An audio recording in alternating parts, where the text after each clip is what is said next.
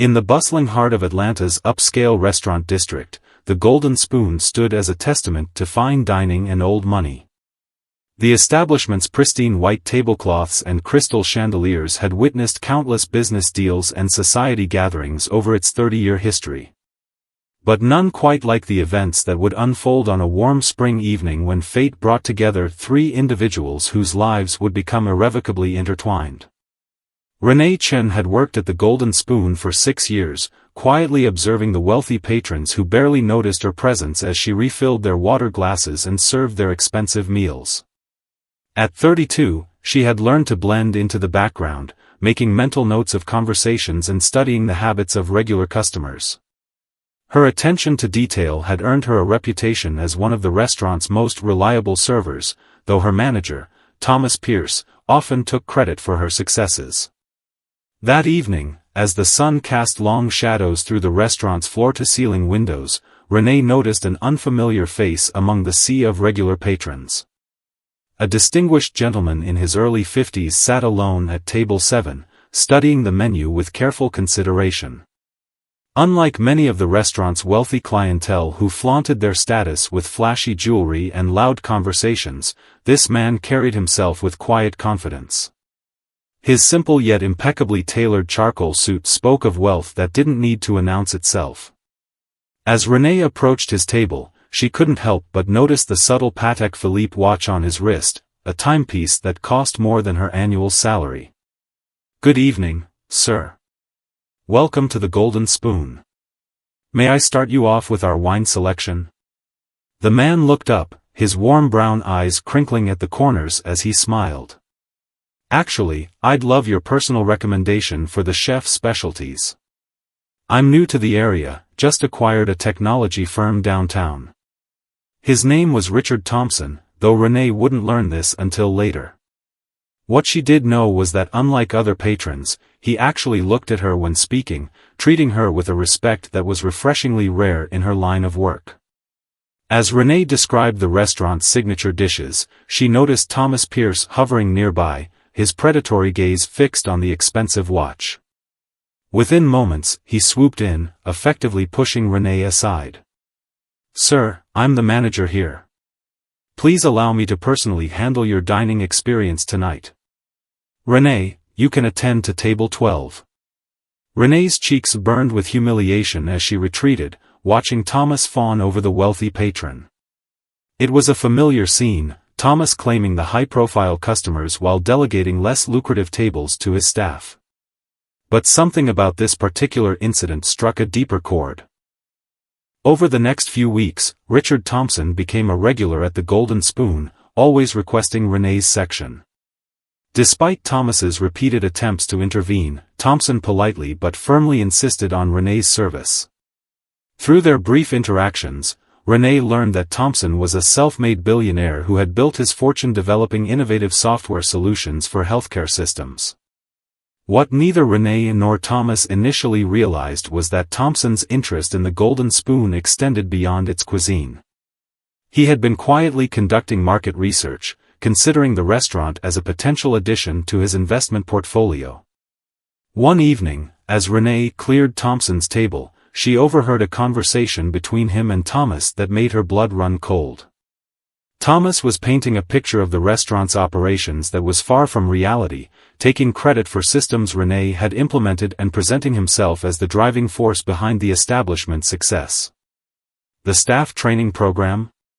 Yes, I developed that myself," Thomas boasted, conveniently forgetting that it was Renee who had created the comprehensive guide currently used by all new hires. "And our customer retention rate has increased by 40% under my management." Renee gripped the dinner plates tightly, her knuckles turning white. She had spent countless unpaid hours analyzing customer feedback and implementing improvements, only to have Thomas claim the results as his own achievements. But what happened next would set in motion a chain of events that none of them could have anticipated. As Thompson listened to Thomas's elaborate tales, his eyes briefly met Renee's, and in that moment, she saw something that gave her pause, recognition. Not of her face, but of the situation. Later that night, as Renee collected her tips, Thomas approached her with his usual condescending smile. "I'm promoting June to your section starting tomorrow. You'll be taking the back tables near the kitchen." "But those are my regular customers," Renee protested, thinking of the relationships she'd built over years of service. Thomas leaned closer, his voice dropping to a whisper. "Know your place, Renee. This is my restaurant, and I decide who serves where. Unless you'd prefer to find employment elsewhere?" As Renee drove home that night, tears of frustration streaming down her face, she made a decision. She would no longer be the quiet, compliant server who allowed others to steal her achievements. She had evidence of Thomas's misconduct, documented incidents of tip theft, manipulated time cards, and harassment of female staff members. Information she had gathered but never used, until now. What she didn't know was that Richard Thompson had his own reasons for being interested in the Golden Spoon, reasons that went far beyond a simple business acquisition. His own past included a similar story of betrayal and redemption, and he had recognized in Renee something he had seen in himself years ago, untapped potential and quiet determination. The next day, Renee arrived at work early, her heart racing but her resolve firm. She had spent the night organizing her documentation and preparing for what she knew would be a challenging conversation. As she walked through the restaurant's back entrance, she noticed an unusual number of people in business attire gathered in the main dining room. Thomas was there, his face flushed with excitement as he gestured animatedly to a group of serious-looking individuals. Richard Thompson stood among them, his expression unreadable as he surveyed the scene. When he caught sight of Renee, something shifted in his demeanor, a subtle change that would have gone unnoticed by most observers. What happened in the next hour would change the course of all their lives. But as Renee straightened her apron and prepared to step into the dining room, she had no way of knowing that her carefully gathered evidence would become just one piece of a much larger puzzle, one that Richard Thompson had been assembling for months. The stage was set for a story of justice, redemption, and the unexpected alliances that form when people dare to stand up against those who abuse their power. As the morning sun filtered through the Golden Spoon's windows, casting long shadows across the polished floors, none of them could have predicted how their lives would be transformed by the events about to unfold. This was just the beginning of a tale that would eventually be whispered about in restaurants and boardrooms across the city, a story of how a waitress's quiet resilience and a billionaire's secret past would combine to create a revolution in an industry built on reputation and influence. The morning meeting at the Golden Spoon was no ordinary gathering. Richard Thompson stood before the assembled staff and management team, his presence commanding attention without effort. As of 9 o'clock this morning, he announced, his voice steady and clear, "I have acquired majority ownership of the Golden Spoon Restaurant Group." Thomas Pierce's self-satisfied smile froze on his face. He had spent weeks courting Thompson, convinced he was orchestrating a brilliant business maneuver. Now, watching Thompson address the staff, a creeping unease began to settle in his stomach. Renee stood at the back of the room, her documentation folder clutched tightly to her chest. The evidence she had planned to present suddenly felt insignificant in the wake of this announcement. But then Thompson said something that made her heart skip a beat. "My first act as owner will be to implement a complete audit of all management practices, including staff treatment, tip distribution, and promotion policies. I believe in transparent leadership and equal opportunities for advancement." Thomas's face had turned an interesting shade of pale. "Mr. Thompson, I can assure you that everything here is run by the book. I personally have taken credit for others' work while creating a hostile work environment," Thompson interrupted, his tone sharp but controlled. "Yes, I'm well aware, Mr. Pierce. I've been conducting my own investigation for the past month." The room fell silent. Renee could hear her own heartbeat thundering in her ears. She watched as other servers exchanged knowing glances, years of shared grievances hanging unspoken in the air. Thompson continued, "I started as a dishwasher in a diner 30 years ago. I learned that the true measure of a restaurant's success isn't just its profit margin, it's how it treats every member of its team. He paused, his eyes scanning the room. I've seen the security footage of late-night tip skimming. I've reviewed the altered time cards. And I've interviewed former employees who left due to harassment. Thomas took a step forward, his composure cracking. These are baseless accusations. I've run this restaurant for 8 years. Into the ground, Thompson cut in. The only reason this establishment has maintained its reputation is because of dedicated staff members like Renee Chen, whose training program you claimed as your own during our discussions. Hearing her name, Renee felt dozens of eyes turn toward her. She straightened her spine, refusing to shrink under the attention. Ms. Chen, Thompson called out, would you please join me up here? On trembling legs, Renee made her way to the front. As she passed Thomas, she could feel the fury radiating from him in waves. But something had changed, his power over her had evaporated in the morning light. Show me the folder you're holding, Thompson requested gently. With slightly shaking hands, Renee opened her documentation, revealing months of meticulously recorded incidents, complete with dates, times, and witness statements. Thompson smiled, not with surprise but with confirmation. Great minds think alike, he said, pulling out his own folder. I believe you'll find our evidence complements each other perfectly. Thomas lunged forward suddenly, attempting to snatch the folders. This is slander. You can't. 2 security guards materialized beside him, their presence both professional and imposing. Mr. Pierce, one of them said, please come with us. We need to discuss some discrepancies in the restaurant's financial records. As Thomas was escorted out, his face contorted with rage, he pointed at Renee. You planned this. You little. Choose your next words carefully, Mr. Pierce, Thompson warned. They may be the last ones you speak as an employee of this establishment. After Thomas's departure, Thompson turned to address the remaining staff. Changes will be implemented immediately. All tip pooling will be transparently documented. Schedules will be fairly distributed. And most importantly, a new management structure will be put in place. He turned to Renee. Ms. Chen, your detailed understanding of this restaurant's operations, combined with your evident leadership skills, makes you the obvious choice for general manager. That is, if you're interested. The room erupted in applause. Several servers wiped tears from their eyes, while others nodded in approval. They had all witnessed Renee's dedication over the years, her quiet strength and unwavering integrity. But Renee hesitated. Mr. Thompson, while I'm honored, I need to know, why me? Why did you really choose this restaurant? Thompson's expression softened.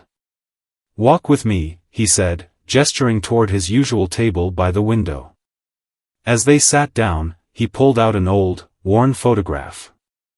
It showed a much younger version of himself in a server's uniform, standing in front of a small diner.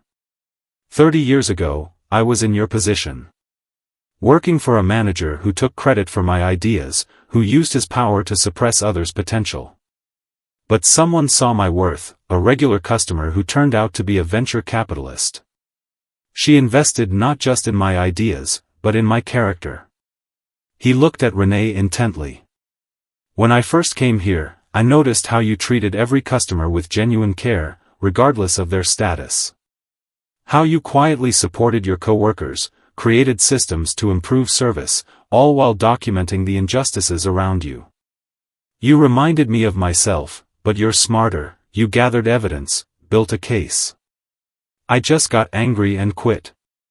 Renee absorbed his words, feeling a weight lift from her shoulders. So what happens now?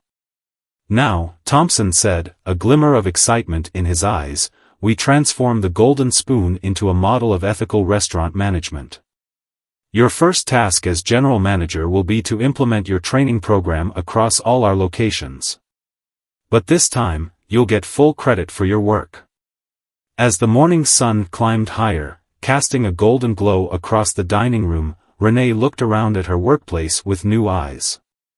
The same crystal chandeliers sparkled overhead, but they no longer felt like symbols of an unattainable world. Instead, they represented the bright future ahead, one she would help shape. What she didn't know yet was that Thomas Pierce's removal was just the beginning. His years of mismanagement had created deeper problems that would soon surface, testing her leadership skills in ways she never imagined. And Richard Thompson's involvement in the Golden Spoon would prove to be part of a larger mission that would shake the very foundations of the restaurant industry. But for now, Renee allowed herself to savor this moment of victory, not just for herself, but for every server who had ever been underestimated, overlooked, or silenced. The real work was about to begin, and she was ready for the challenge. 2 months after Richard Thompson's dramatic takeover of the Golden Spoon, Renee sat in her new office, reviewing the latest financial reports. The transition hadn't been as smooth as anyone had anticipated. Thomas Pierce's mismanagement had left deeper scars than just unfair treatment of staff. He had been cooking the books for years. "These numbers don't make sense," Renee muttered, spreading documents across her desk. The restaurant's reported profits under Thomas's management were significantly higher than the actual revenue suggested. Something wasn't adding up. A knock on her office door interrupted her thoughts. It was Raj, one of the senior servers who had been with the restaurant for over a decade. His expression was troubled. "Renee, we have a situation," he said, closing the door behind him. "2 health inspectors just showed up. They're claiming they received an anonymous tip about food safety violations." Renee's heart sank. The Golden Spoon had always maintained impeccable health standards, but she knew this wasn't about food safety. This was retaliation. Over the past weeks, similar, random, inspections had plagued their sister locations. Fire marshals suddenly found code violations that hadn't existed during previous inspections. Labor Department representatives appeared with anonymous complaints. Each incident carried Thomas Pierce's fingerprints, though nothing could be traced back to him directly. "He's trying to destroy what he couldn't control," Renee said, standing up. "But we're ready for this." Thanks to Thompson's foresight, they had installed new security cameras throughout the kitchen and storage areas. Every food safety protocol was digitally logged and time-stamped. The kitchen, under the direction of their new head chef, was running with military precision. As Renee walked the health inspectors through the facility, she noticed one of them paying particular attention to the walk-in freezer. He insisted on checking behind every shelf, under every container. When he emerged, he held up a small plastic bag containing what appeared to be moldy food. "Care to explain this?" he asked, his tone suggesting he'd found exactly what he was looking for. Renee smiled calmly. "Actually, yes. Would you mind following me to my office?" In her office, Renee pulled up the security footage from the previous night. The camera showed a figure in a maintenance uniform entering the kitchen after hours, heading straight for the walk-in freezer. The timestamp read 2:47 a.m. "Interesting timing," Renee noted. "Especially since our maintenance staff only works during business hours. I have all staff schedules documented, if you'd like to verify that." The health inspectors exchanged uncomfortable glances. The evidence of tampering was clear. Furthermore, Renee continued, "I've already contacted the health department's main office about a series of suspicious inspections targeting our restaurant group. They're very interested in investigating potential abuse of authority." The inspector's demeanor changed quickly. Within an hour, they had completed their inspection, finding no legitimate violations. As they left, Renee received a text from Richard Thompson, "Well handled. But this isn't over." He was right. That evening, as Renee was preparing to leave, she found an envelope on her car. Inside was a USB drive and a note that read, "You took everything from me. Now watch your empire crumble." In her apartment that night, Renee plugged in the USB drive. It contained financial records, evidence of a complex money laundering operation that had been running through the Golden Spoon and several other high-end restaurants in the city. Thomas Pierce's name appeared repeatedly in the transactions. Her phone rang. It was Thompson. "I assume you received the package," he said when she answered. "How did you know?" "Because I received one too." Pierce isn't working alone, Renee. He's part of a larger network: corrupt health inspectors, building officials, other restaurant managers. They use these establishments to clean money for some very dangerous people. Renee felt her mouth go dry. What do they want? To scare us into selling. The Golden Spoon's new ownership threatens their entire operation. They can't risk us looking too closely at the books. A heavy silence fell between them. "I'm not backing down," Renee said finally. "I hoped you'd say that," Thompson replied. "Because I have a plan. But it's risky, and I won't implement it without your full agreement." Over the next hour, Thompson laid out his strategy. They would appear to cave under the pressure, announcing their intention to sell the Golden Spoon. This would draw out their opponents, make them overconfident. Meanwhile, they would work with trusted law enforcement contacts to document every attempt at intimidation, every bribe, every connection in the network. The Golden Spoon would become a trap, not for money laundering, but for exposing those who had turned the restaurant industry into their personal criminal enterprise. "You understand the risks?" Thompson asked. "These people won't hesitate to destroy reputations, careers, even lives." Renee thought about her fellow servers, about the culture of fear and exploitation that had dominated their industry for too long. "Sometimes," she said, "you have to risk everything to change anything." The next morning, Renee called an emergency staff meeting. Looking at the concerned faces before her, she knew she couldn't tell them everything. Not yet. But she could prepare them. "Changes are coming," she announced. "Some of them might seem strange or concerning. I'm asking for your trust. Remember how we stood together against injustice 2 months ago? I need that same unity now." As her words settled over the room, Renee caught glimpses of the same determination that had carried them through Thomas's removal. These weren't just employees, they were survivors of a broken system, ready to be part of something bigger than themselves. That afternoon, Richard Thompson released a press statement announcing his intention to sell the Golden Spoon Restaurant Group, citing unexpected challenges in the acquisition. Within hours, their phones began ringing with interested buyers, some legitimate, others clearly connected to Thomas's network. As Renee left work that evening, she noticed a black car following her home. Instead of fear, she felt a surge of grim satisfaction. Their plan was working, the predators were emerging from the shadows. What she didn't know was that the next few weeks would test her resolve in ways she never imagined. The line between allies and enemies would blur, and she would discover that the corruption ran deeper than anyone suspected. But for now, she drove home carefully, the weight of her secret plan heavy on her shoulders, ready to play her part in the biggest sting operation the city's restaurant industry had ever seen. The game was on, and this time, they were writing the rules. The following weeks at the Golden Spoon played out like an elaborate chess game. Renee and Thompson had set their pieces in motion, presenting the image of a crumbling business empire while quietly gathering evidence against Thomas Pierce's criminal network. On a rainy Tuesday evening, Renee sat in her office reviewing surveillance footage when a familiar face appeared on her security monitor. Lawrence Wu, owner of 3 upscale restaurants downtown, was walking through the front door. His restaurants had been among those mentioned in the USB drive's files as potential money laundering fronts.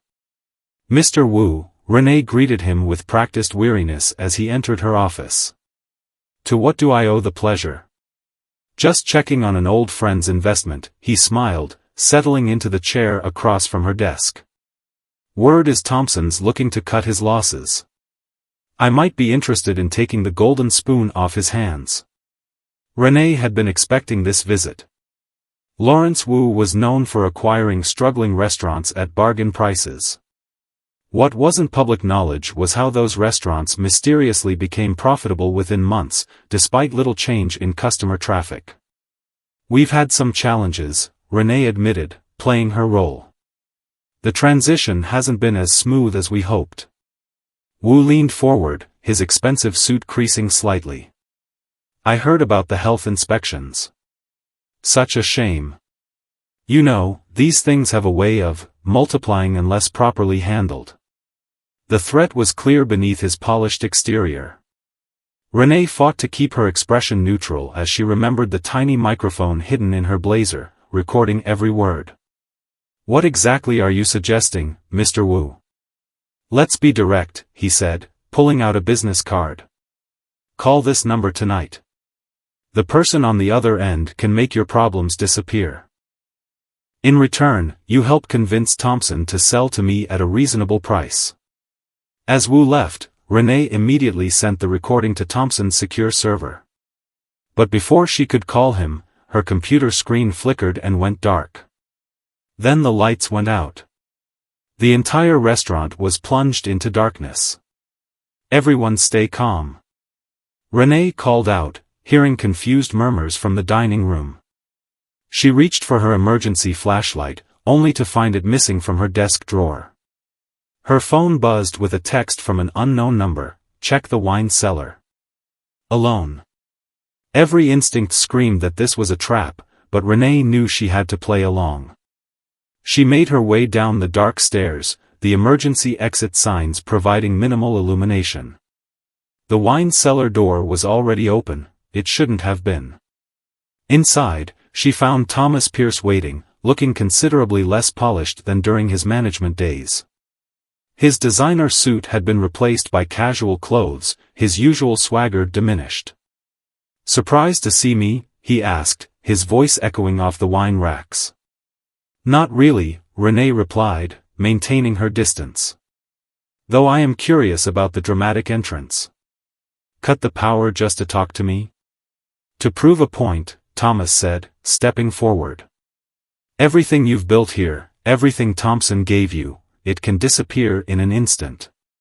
But it doesn't have to." He pulled out a folder. "These documents show Thompson's involvement in tax evasion schemes from 10 years ago. Manufactured, of course, but very convincing. They go public unless you cooperate." Renee felt her pulse quicken, but not from fear. This was the breakthrough they'd been waiting for, direct blackmail attempt, recorded on the microphone she wore. "So that's your play?" she asked. "Frame Thompson to force a sale?" "It's bigger than that," Thomas smiled. "Wu's offer is just the beginning. The golden spoon is valuable not for its profits, but for its reputation. Perfect cover for moving certain funds through the books." Just then, Renee's phone buzzed again. A message from Thompson: "Backup power in 3, 2, 1. The lights blazed back on, momentarily blinding them both. When Renee's vision cleared, she saw Thomas's face transform as he realized his mistake. The wine cellar's security camera in the corner was blinking red. "You recorded everything," he said, his composure cracking. "Actually," Renee corrected him, "you did that yourself. We just provided the audience." Heavy footsteps echoed down the stairs. 2 FBI agents appeared in the doorway, followed by Richard Thompson. "Perfect timing," Thompson nodded to Renee. "Wu's been picked up too. Along with those cooperative health inspectors." As the agents led Thomas away, he turned back to Renee. "You don't understand what you've done. There are people above Wu, above all of us. They won't let this stand." "Then we'll deal with them too," Renee replied firmly. Later that night, in Thompson's office downtown, Renee finally allowed herself to relax slightly. "How deep does this really go?" she asked. Thompson pulled up a complex diagram on his computer screen. "The restaurant network is just one layer. There are corrupt officials, business leaders, even some law enforcement involved. Tonight was a good start, but we've kicked the hornet's nest," Renee finished. Exactly. Which is why I'm giving you one last chance to walk away. What comes next will be dangerous. These people don't just destroy careers, they destroy lives. Renee thought about the folder Thomas had brought, about how easily lives could be ruined with manufactured evidence. She thought about all the other restaurants in the city, wondering how many were caught in this web of corruption. I'm staying, she said firmly. But we need to be smarter. They'll be expecting us to go to the authorities now. Thompson smiled. That's exactly what I was hoping you'd say. Because I have another plan, one they'll never see coming. As they worked late into the night, plotting their next moves, neither of them noticed the small red dot of a laser sight briefly appearing on the office window, then disappearing into the darkness. The game was far from over, and the real power players were just beginning to show their hand. The next phase would require more than just evidence and recordings. It would require them to beat their opponents at their own game, to enter their world while keeping their souls intact. And for Renee, it would mean becoming someone she never thought she could be, a player in a dangerous game where restaurants were merely the pawns on a much larger board. The morning headlines screamed across local news stations, "Major restaurant money laundering ring exposed." But at the Golden Spoon, Renee knew the real battle was just beginning. She sat in the empty dining room before opening hours, watching the sunrise paint shadows across the polished floors, when her private phone buzzed with an encrypted message from Thompson. Meeting. Sunrise Bay Marina. Dock 7. 1 hour. The location surprised her. Thompson usually insisted on meeting in secure office buildings or public spaces with plenty of witnesses. A secluded marina was decidedly off-script. When she arrived at the waterfront, the morning fog was still rolling off the bay, creating an ethereal atmosphere that did nothing to calm her nerves. She found Thompson standing beside a sleek yacht, talking with a woman she didn't recognize. The woman's posture and alertness screamed law enforcement, though she was dressed in casual sailing attire. "Renee," Thompson called out, "meet Agent Diana Hayworth. She's been working undercover in the restaurant industry for the past 3 years. Until last night's arrests blew my cover," Diana added, her expression grim. "Which is why we're meeting here. My usual channels aren't secure anymore." Once aboard the yacht and safely away from potential listening devices, Diana spread out a series of photographs across the cabin table. They showed various high-profile business figures dining at different restaurants across the city. "These aren't just regular business meetings," Diana explained. "They're using restaurants as neutral ground for organizing something bigger than money laundering." The Golden Spoon was just one piece of a massive operation. "What kind of operation?" Renee asked, studying the photos. "Real estate manipulation on a citywide scale," Thompson interjected. "They're using laundered money to artificially inflate property values in certain neighborhoods, then forcing small businesses out. The restaurants are just fronts for property acquisition." Diana pointed to one photo in particular. It showed Lawrence Wu shaking hands with the city's deputy mayor. This was taken 2 days before the health department suddenly found violations at 3 family-owned restaurants in the River District. All 3 had refused buyout offers the week before. Renee felt her blood run cold. And now they'll be coming for the Golden Spoon with everything they have.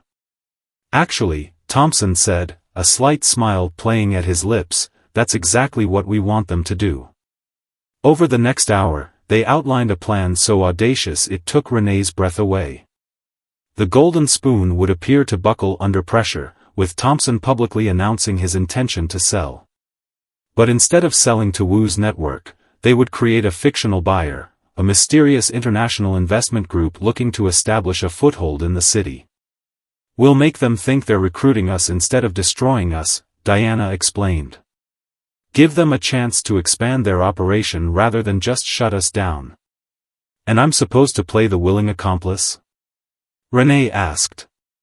"More than that," Thompson said seriously. "You'll be the face of the entire operation. Your story is perfect, the wronged employee who got a taste of power and decided she wanted more. They'll believe you're susceptible to corruption because they've seen it happen countless times before. The plan was dangerous, requiring Renee to walk a razor's edge between appearing corrupt enough to be trusted while gathering evidence that would dismantle the entire organization. One wrong move would expose them all. That afternoon, Renee returned to the Golden Spoon with new eyes. Every customer could be a potential observer, every business meeting a test. She had to start playing her part immediately. Her first move was to fire 2 longtime employees who had witnessed Thomas's criminal activities, publicly and ruthlessly.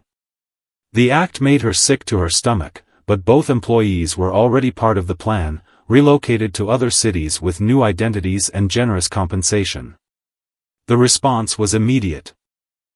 That evening, she received an invitation to dinner at the Azure, one of Wu's flagship restaurants. Despite his arrest, his organization was clearly still operating smoothly. The Azure's dining room hummed with quiet power.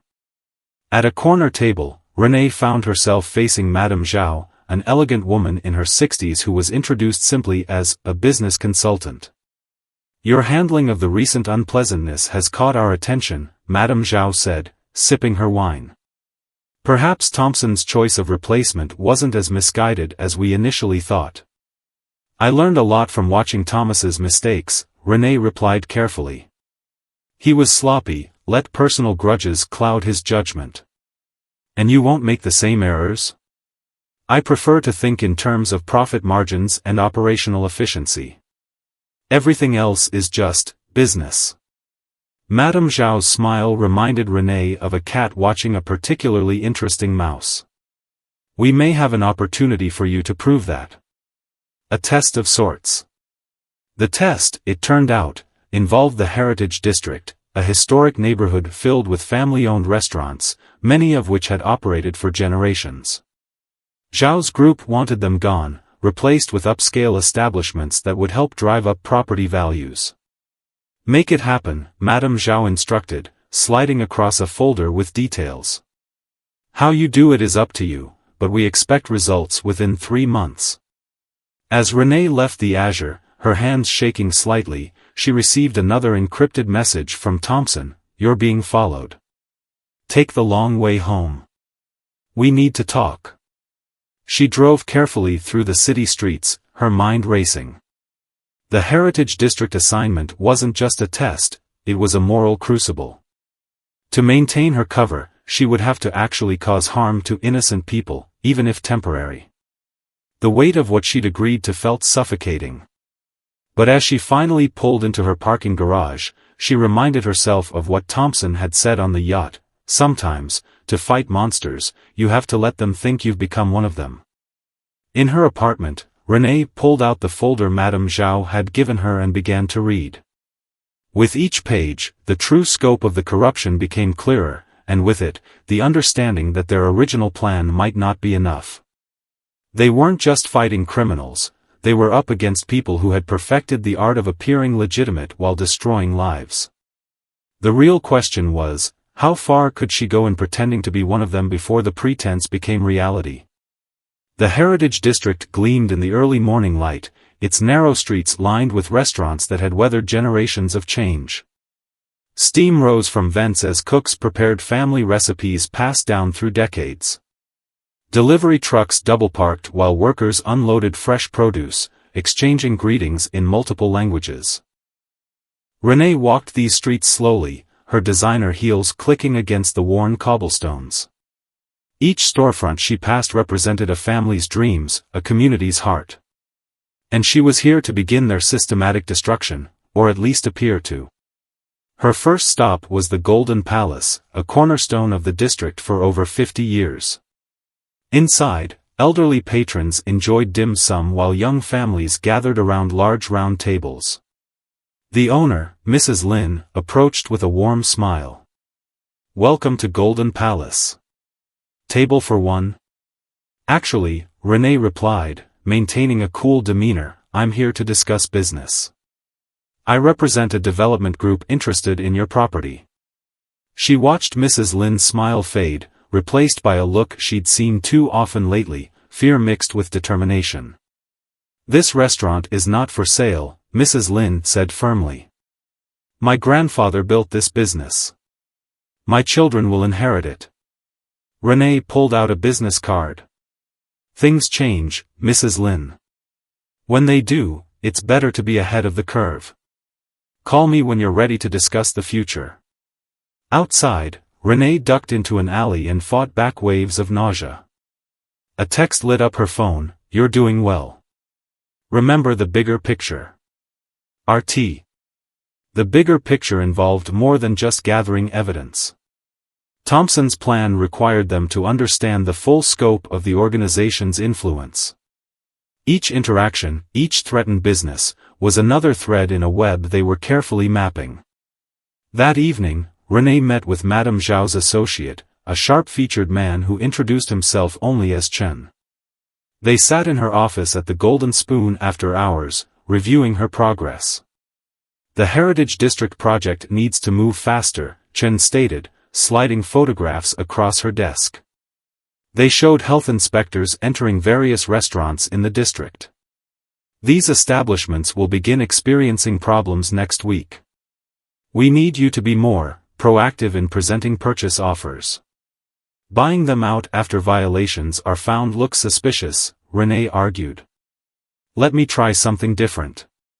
Chen raised an eyebrow. "What did you have in mind?" "Division," Renee explained, pulling up a map of the district. "These restaurants have been united for generations. Break that unity, turn them against each other, and they'll be easier to pick off individually." Her suggestion made her skin crawl, but it was exactly what someone in her pretended role would propose. Chen's approving nod confirmed she'd struck the right tone. "You understand the game better than we expected," he smiled. "Very well. Show us your approach." Over the next week, Renee orchestrated a campaign that appeared ruthlessly brilliant on the surface.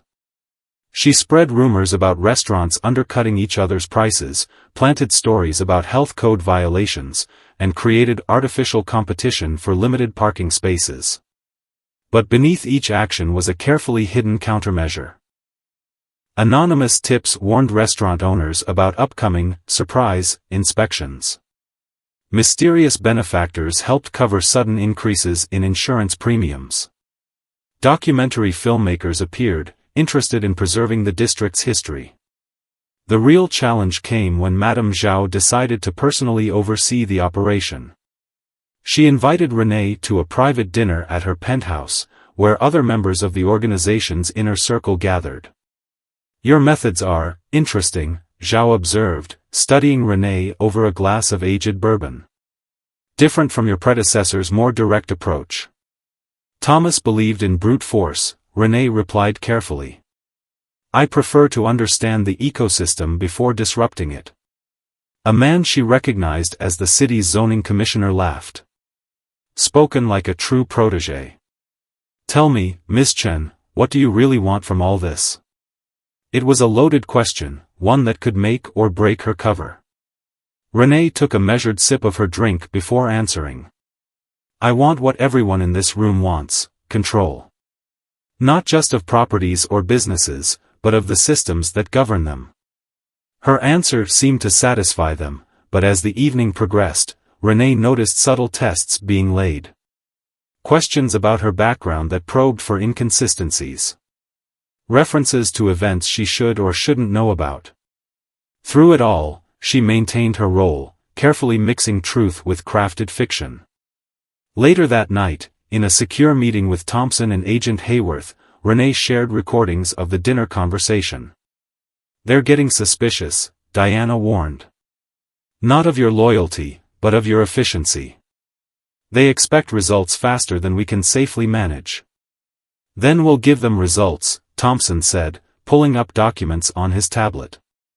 "But not the ones they're expecting." His plan was audacious. Instead of fighting the Heritage District's destruction, they would appear to embrace it, while secretly working with the owners to modernize and strengthen their businesses. The surface would show decline and defeat, while underneath, a new network of cooperation and resistance would grow. "It's dangerous," Diana cautioned. "If they realize what we're doing." "They won't," Renee interrupted. "Because they're too convinced of their own power to imagine anyone could build something right under their noses." As she drove home that night, Renee noticed a black SUV following her, standard procedure now that she was under the organization's watchful eye. But tonight, something felt different. The distance was shorter, the turns more aggressive. Her phone buzzed with an urgent message from Thompson: "They're testing you. Don't go home." Renee's heart raced as she processed the warning. This wasn't just surveillance, it was intimidation. They wanted to see how she would react under pressure. Instead of showing fear, she drove directly to the Golden Spoon, walked calmly inside, and began working on paperwork as if it was the most natural thing in the world. Through the restaurant's windows, she could see the SUV parked across the street, its occupants watching. This was her life now, every action observed, every decision scrutinized. The line between performing corruption and fighting it grew thinner each day. As she sat in her office, surrounded by the quiet of the empty restaurant, Renee wondered how much longer she could walk this tightrope without falling. What she didn't know was that tomorrow would bring a challenge that would test not just her cover story, but her very humanity. The Heritage District was about to become a battlefield, and she would have to choose between maintaining her facade and preventing a tragedy that would change the city forever.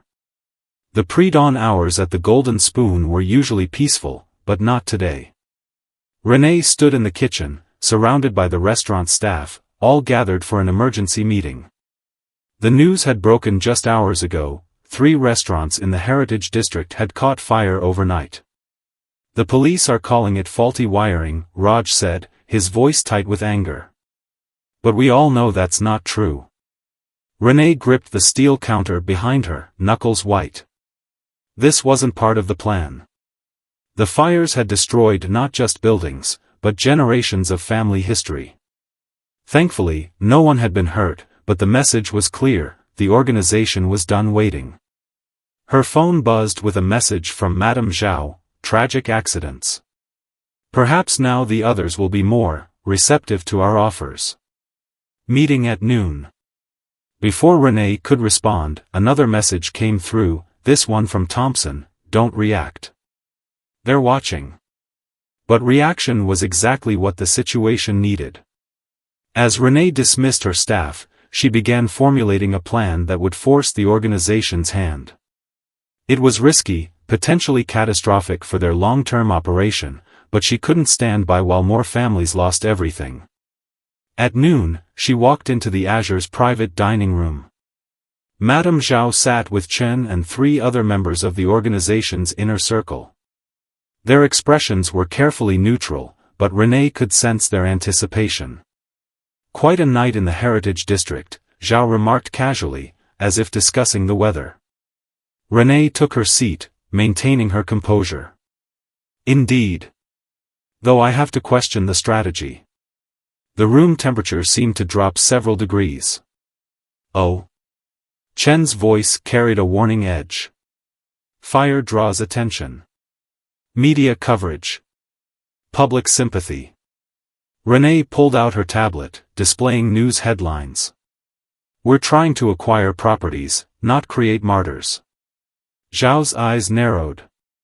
"You have a better suggestion?" "Actually, yes." Renee pulled up a presentation she'd prepared. "Instead of destroying the district, we transform it. Work with the existing owners, offer partnerships instead of buyouts. They keep their names on the businesses, maintain the district's character, while we quietly take controlling interest. The profit margins would be lower," one of the other members objected. Initially, Renee agreed. "But we avoid the negative publicity, maintain the district's authenticity, which we can market, and most importantly, avoid attracting federal attention." The room fell silent as they considered her proposal. Renee held her breath, knowing she was attempting something incredibly dangerous. She was trying to change their methodology, not just gather evidence. Finally, Zhao spoke. An interesting perspective. But it lacks conviction. Perhaps you're growing too attached to these people, Ms. Chen. The threat in her voice was unmistakable. Business is business, Renee replied coldly. I'm proposing this because it's profitable, not charitable. But if you prefer more aggressive methods. She let the sentence hang. Show us, Chen challenged. Take one restaurant. Prove your approach works. The Golden Palace, Renee said immediately. Give me 1 week. As she left the Azure, Renee's hands were shaking. She'd bought some time, but at what cost? She was now committed to either destroying Mrs. Lin's business or breaking her cover. That evening, she met Thompson and Agent Hayworth in a secure location. The FBI agent was furious. You're exceeding your authority, Diana snapped. This operation was about gathering evidence, not negotiating with criminals. They burned down 3 restaurants. Renee shot back. How much more evidence do we need? Enough to bring down the entire organization, not just the local operators, Thompson interjected calmly. But Renee's right, we can't wait while they destroy more lives. What followed was an intense strategy session that lasted well into the night. They formulated a plan that was either brilliant or suicidal, possibly both. The next morning, Renee visited the Golden Palace. Mrs. Lin's eyes were red from crying, but her spine was steel as she served her customers, many of whom had come specifically to show support after the fires. Mrs. Lin, we need to talk, Renee said softly. Not here. Somewhere private. In the restaurant's back office, Renee did something incredibly risky. She told Mrs. Lin the truth. Not everything, but enough. I'm trying to stop them, she explained. But I need your help. What I'm about to propose will sound terrible, but please trust me. Over the next hour, they crafted an agreement that looked predatory on paper but contained carefully hidden provisions and escape clauses. Mrs. Lin would appear to sell a controlling interest in her restaurant while actually maintaining operational control through a complex web of shell companies Thompson had created. Why should I trust you? Mrs. Lin asked finally. Renee pulled out her phone and played a recording, her conversation with Zhao about the fires. Because if I fail, they'll keep burning down restaurants until there's nothing left of this district but ashes. The next few days were a blur of activity. Renee orchestrated a public negotiation that made her appear ruthlessly efficient while secretly working with Thompson's team to document every interaction, every threat, every illegal demand from the organization. But someone was watching too closely. On the day the Golden Palace deal was to be signed, Renee arrived at work to find her office had been searched. Files were missing, files that contained coded messages between her and Thompson. Her phone buzzed with a message from an unknown number, the Golden Spoon. Midnight. Come alone or the next fire won't be an accident. Renee immediately contacted Thompson, but his response was unexpected, go. It's time. As midnight approached, Renee walked into her darkened restaurant, her footsteps echoing in the empty space. She found Madame Zhao waiting, along with Chen and 2 unfamiliar men whose stances suggested military training. Did you really think we wouldn't investigate thoroughly? Zhao asked, her voice carrying genuine disappointment. Such potential, wasted on misplaced loyalty. You're right about one thing, Renee replied, her hand moving slowly toward her pocket. This is about loyalty. Suddenly, the restaurant's lights blazed on, revealing FBI agents positioned throughout the dining room. But Zhao merely smiled. Did you think we came unprepared? She nodded to one of the men, who pulled out his phone.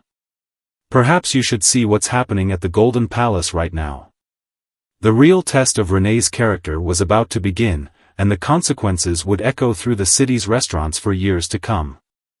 The video feed on the man's phone showed a live scene from outside the Golden Palace.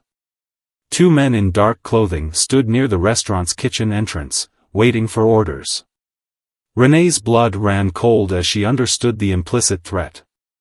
"Now, Madame Zhao said smoothly, let's discuss your actual position." But before she could continue, something unexpected happened. The men on the video screen were suddenly illuminated by floodlights. Mrs. Lin's voice boomed through a megaphone, "Welcome to the Heritage District's first night food festival." The street around the Golden Palace was suddenly alive with activity. Hundreds of people emerged from the surrounding restaurants and shops, setting up food stalls and tables. News crews appeared, their cameras rolling as the entire district transformed into a vibrant night market. Zhao's face contorted with rage as she watched her leverage evaporate. "What is this?" "Community," René replied, allowing herself a small smile. "Something you never understood. While you were watching me, you forgot to watch them."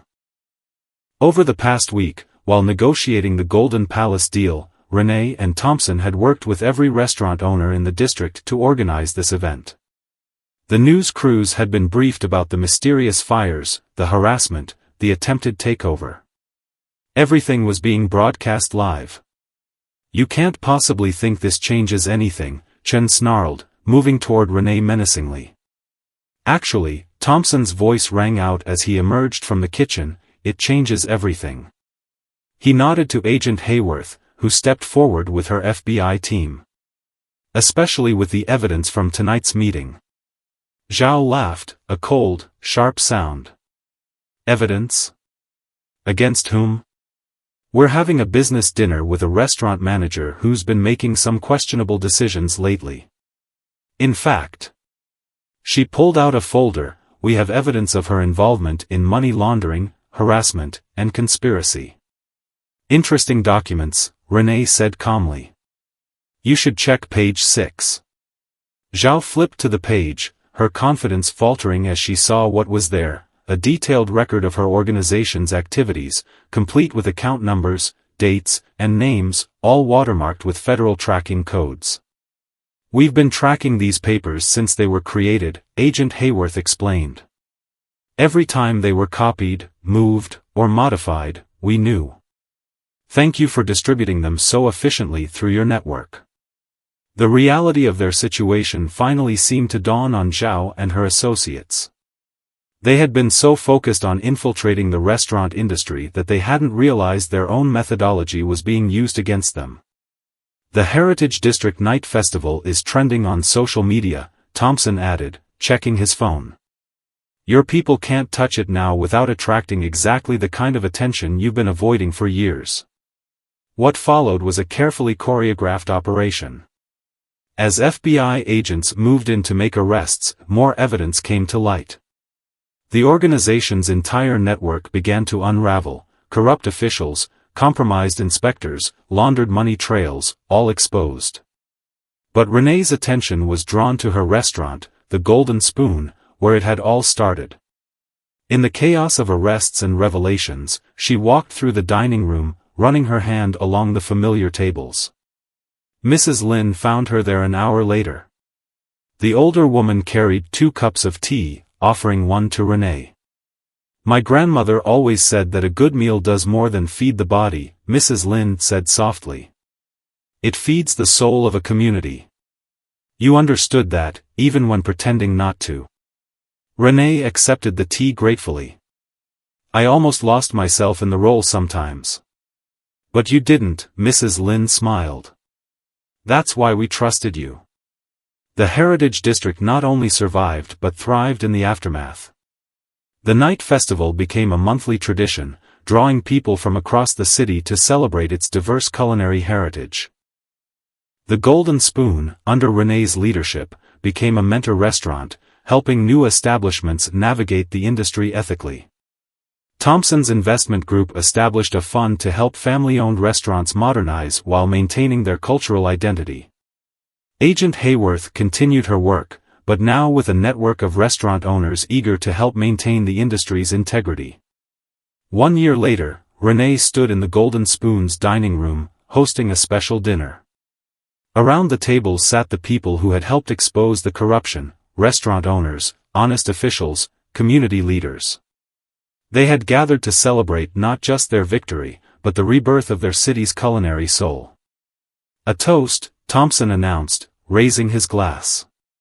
"To good food, good friends, and the courage to fight for what matters." As glasses clinked and conversation flowed, Renee caught her reflection in one of the restaurant's mirrors.